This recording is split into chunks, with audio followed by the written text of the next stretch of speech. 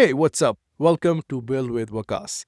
Today, I want to show you something that completely changed how I use AI tools. Whether that's Claude, ChatGPT, Gemini, doesn't really matter. And it's called the quality gate. Now, before you scroll away thinking that this is just another prompting tip, stick with me for 2 minutes because this one is actually different.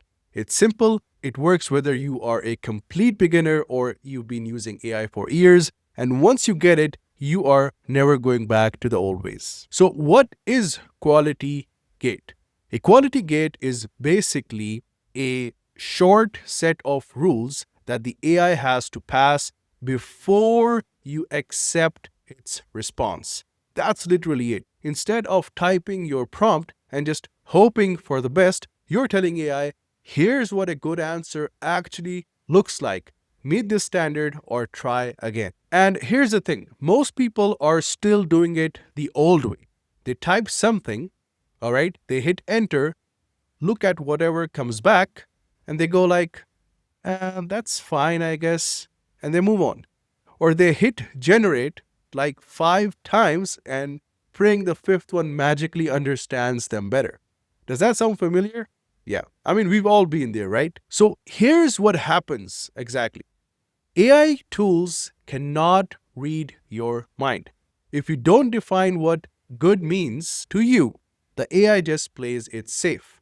And safe equals to generic. You get surface level stuff that kind of answers your question but doesn't actually give you anything you can use. Now, this is the part you want to screenshot right now. This is called the universal starter gate, and it works for almost anything you'd ever ask an AI to do. Here's what it says. Before you answer, follow this quality gate. If anything is unclear, ask up to 2 questions. Otherwise, say no questions. Give a concise, structured answer, bullets or short sections, no filler. Include one concrete example or a copy paste template. End with the next 1 to 3 actions I should take. After writing, quickly check you met all 4 items. If not, revise them and give me the final. That's it. 4 items. There's a structure, there's an example, there are some next steps, and then a self check. Those 4 things alone will wipe out most of the generic garbage you're getting right now. By the way, drop a comment with the word prompt and I'll send you the link to download this PDF so you always have it handy. So what is the magic formula? What are the 3 things that kill generic? Structure, a concrete example, and clear next steps. Those 3 things are what separate a response you actually use from one you just close and forget about. Now, you might be thinking, do I need to use fast mode, the regular mode, or extended thinking mode for this to work? And the answer is no. The quality gate works with normal fast responses too. Think about it this way. Fast mode is great when the job is pretty straightforward. You're writing a script, maybe an email, some captions, a quick plan. The gate adds enough structure that you don't need the AI to slow down and really dig in. Now, thinking mode is for the heavier stuff, right? Complex business strategies, multi-step systems, anything where one wrong detail breaks the whole thing. In that case, thinking mode increases the chance your response passes the quality gate on the very first try. But either way, the gate still works. It just makes the fast mode smarter. Now, here's where it gets even better. You can actually have the AI run an internal scratchpad before it gives you the real output.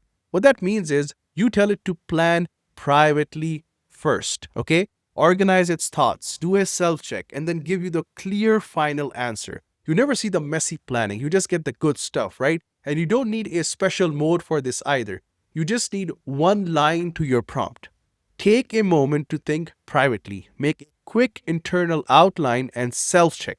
Then give me the final answer only. Do not show your outline. That one sentence reduces rambling, improves structure, and cuts down on half-baked answers, and it's honestly gold. Now, let me show you exactly what this looks like in practice, because this is where it's going to click for you.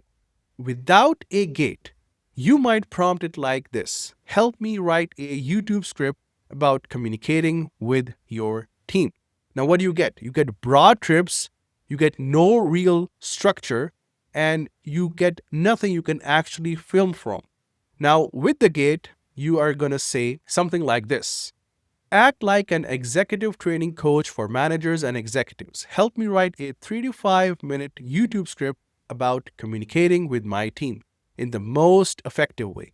The tone should be conversational, clear, and slightly punchy. Take a moment to privately think.